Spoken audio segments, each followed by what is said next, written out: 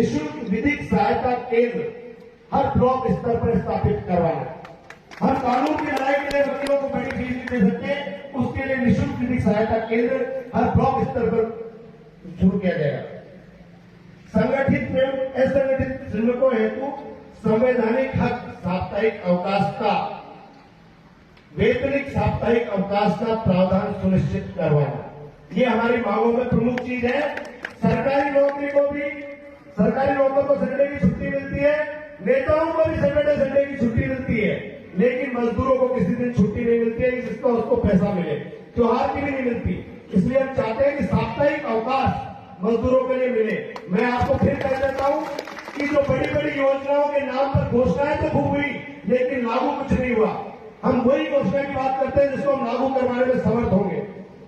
अब आपकी अगली जो मांग थी उसका प्रत्युत्तर है, ब्लॉक मुख्यालय पर श्रमिक के बच्चों हेतु, चाहे वो किसी भी जाति का श्रमिक हो, उनके बच्चों हेतु छात्र और छात्रा हॉस्टल का निर्माण, ताकि उनके बच्चे रहकर पढ़ सके और एक मजदूर का बेटा मजदूर नहीं बने, वो इंजीनियर बने, डॉक्टर बने, वो आईपीएस बने, आईएएस बने। इसलिए उनको पढ़ाई की जरूरत है और उनकी पढ़ाई के लिए रहने में सबसे बड़ा खर्चा होता है, ताकि हर ब्लॉक स्तर पर उनके लिए हॉस्टल हो जिसमें कोई जाति और धर्म नहीं देखा जाएगा, सिर्फ मजदूर की जाति। अब आपकी मांगों में 2-3 मांगे जिनको मैं विशेष तौर पर, बस आप थोड़ा समय ले सकते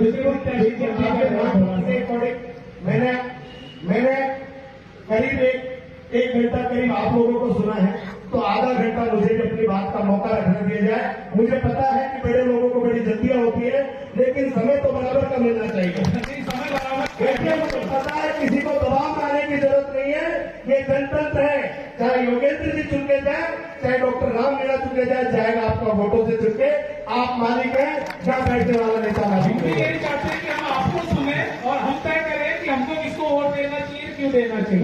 ये संवाद भी उसी लिए आया। इसी तरह आपकी जो पहली मांग थी उसके लिए, जो आपका पहली मांग थी प्रवासी नीति राजस्थान में नहीं है, अगर मैं आपके आशीर्वाद, अगर क्या मैं तो साफ तौर पे कहता हूं कि आपके आशीर्वाद से मैं विधायक के तौर पर चुनकर जयपुर जाऊंगा और पहला प्राइवेट बिल प्रवासी जो नीति है उसके लिए पहला प्राइवेट बिल प्रस्तुत करूंगा। प्राइवेट बिल हर एक विधायक का हक होता है और वो बहुत विशेष तौर पे काम लिया जाता है, लेकिन मजदूरों के हक में पहला प्राइवेट बिल में आपकी प्रवासी नीति को लेकर पहला प्राइवेट बिल प्रस्तुत करूंगा। दूसरा, इंटरस्टेट माइग्रेशन एक्ट की पालना। इंटरस्टेट माइग्रेशन एक्ट की पालना के लिए विधानसभा में आपके हक की आवाज प्रमुखता से उठाई जाएगी और इसको अक्षर से पालना धरातल पर लागू करवाने की मेरी जिम्मेदारी है। तीसरा, प्रवासी मजदूर आयोग का गठन। आप इस चीज को आज पत्थर की लकीर पर मजदूर ज्यादा बेहतर तरीके से पत्थर पर उकेरता है, आप इसको उकेर कर लिख लीजिए कि आपका बेटा आपकी आवाज बनकर जयपुर जाएगा और प्रवासी मजदूरों के आयोग का गठन करवाएगा, और इसकी आपको मैं लिखित गारंटी देने को तैयार हूं। क्योंकि पिछली सरकार करीब 100 से ज्यादा आयोग और बोर्ड बना चुकी है, लेकिन प्रवासी मजदूरों को भूल गई। ये हमारी सरकार की प्रवासी के लिए, हमारे यहाँ के नेता प्रवासी मजदूरों से जाके वोट मांग सकते हैं, लेकिन उनके हक की बात आज तक कभी विधानसभा में नहीं करते। कितने सालों से जमे हुए हैं, वहां जाके वोट मांगेंगे, लेकिन उनके हक की बात नहीं की। ये मैं आपको लिखित में गारंटी दे सकता हूं कि आयोग आपका गठन करवाया जाएगा।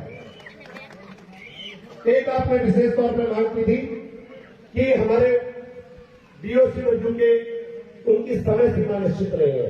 मैं आपको इस चीज का पूरी तरह आश्वस्त करना चाहता हूं कि इसके तहत जितने भी प्रावधान हैं, जो आवेदनों के, उनकी तय समय सीमा, जिस तरह हर कार्य की समय सीमा, सरकारी काम की सीमा तय है, इसको भी उसी कार्य सीमा में अधिकतम 60 दिन के अंदर आपके बड़े से बड़े आवेदन का निस्तारण होना चाहिए।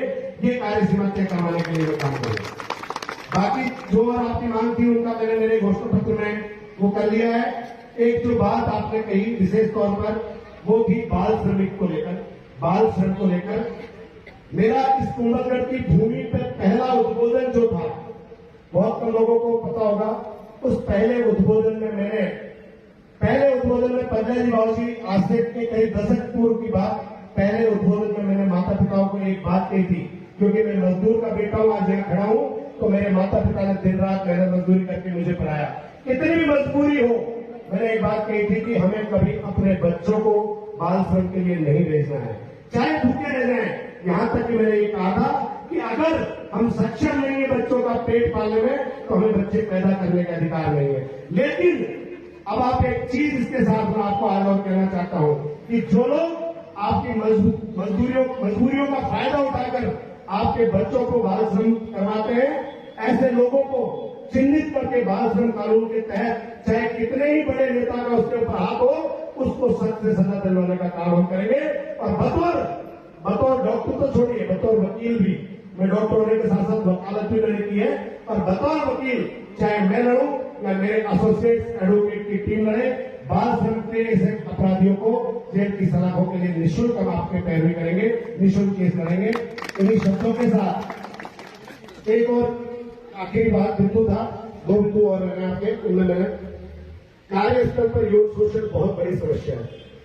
पढ़ी लिखी महिलाओं का जब कार्यस्थल पर यौन शोषण हो सकता है, तो हमारी मजदूर बहनों का, मैं बहुत अच्छे से इस बात को समझता हूं, क्योंकि मैं बतौर डॉक्टर कई बार इस तरह की घटनाएं सामने आती हैं और मैंने अपने जीवन में एक्सपीरियंस किया कि मजदूर महिलाओं का शोषण बहुत ज्यादा होता है।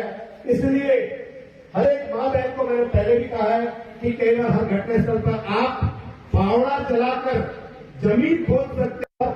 श्रमिक विश्राम स्थली, श्रमिकों हेतु न्यूनतम मजदूरी सुनिश्चित करवाना,